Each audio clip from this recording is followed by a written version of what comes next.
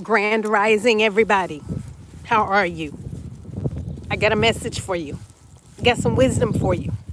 Some tips regarding real estate investing.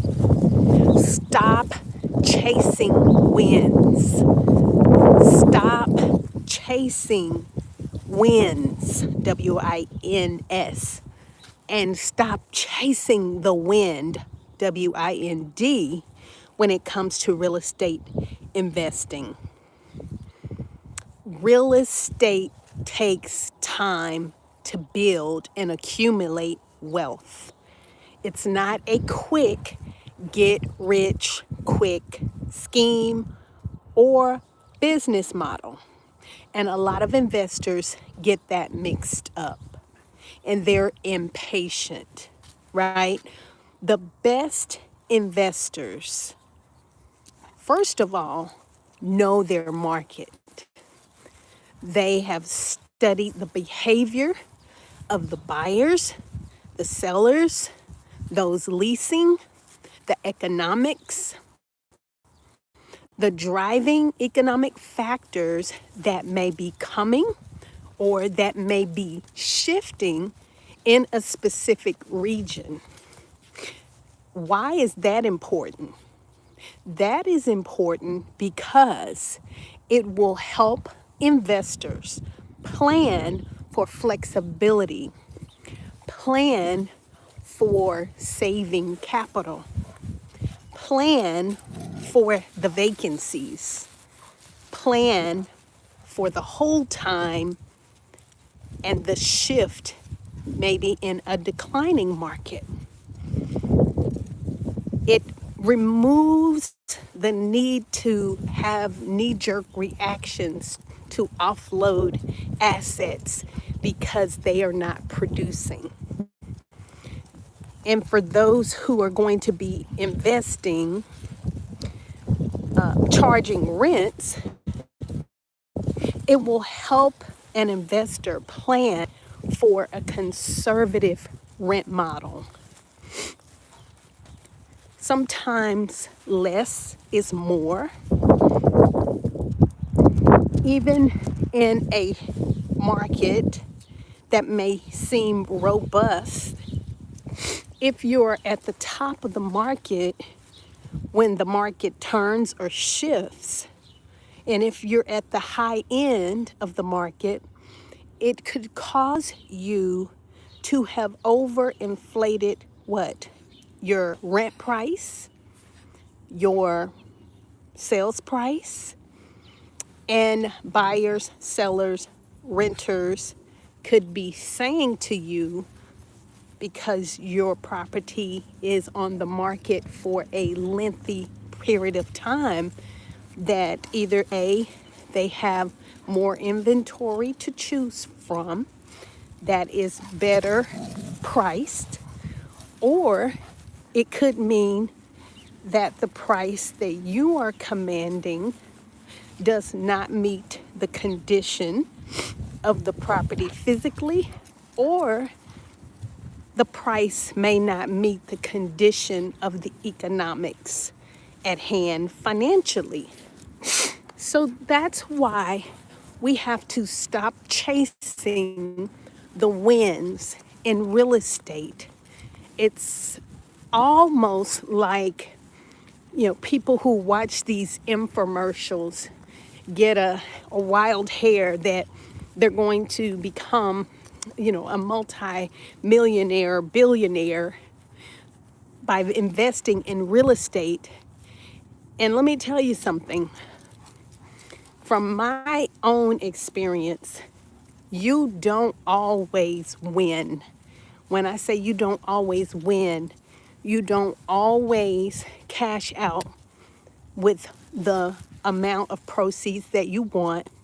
You don't always pick the right investment in the right timing for the right customer. You don't always win, and you're constantly having to study and research the market, when and why people buy, the economics of wages. the economics of where the bond is, the yield, interest rates, right? You have to determine what your ROI, return on investment, is. And you have to count the cost. And this is one of the big things that cause investors to fail is they don't count the costs for repairs and expenditures, and they don't count the costs for the whole time and the vacancy. Because if you don't own it outright, free and clear, and you have financing, then you have a mortgage to pay. So I pray that these have been some great tips. I would suggest for anyone who would ask, well, I do want to start investing in 2026. What does that look like for me? And what type of asset am I going to be looking for? Financing? Should I invest locally or should I invest abroad? And those are all great questions.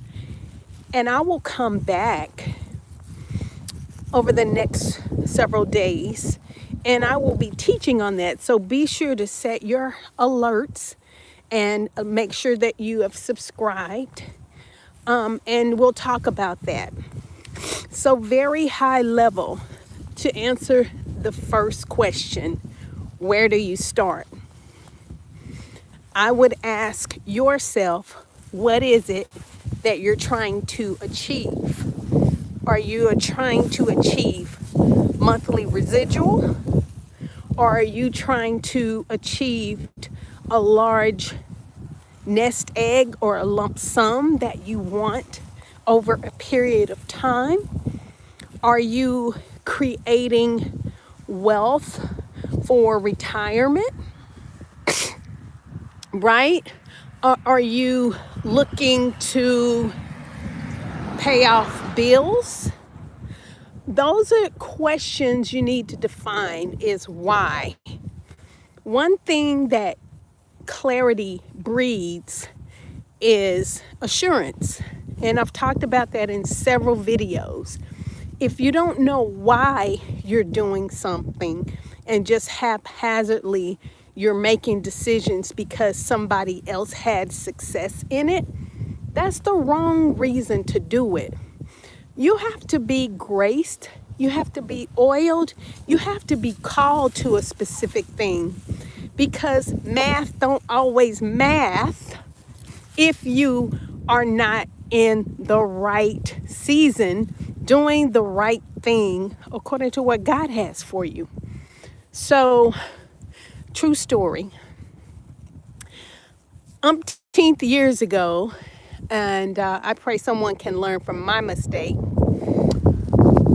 I endeavored to purchase properties. Some of them I rehabbed and sold quickly, all within a 60 to 90 day period. So that means I attained the asset, got the bids for the repairs,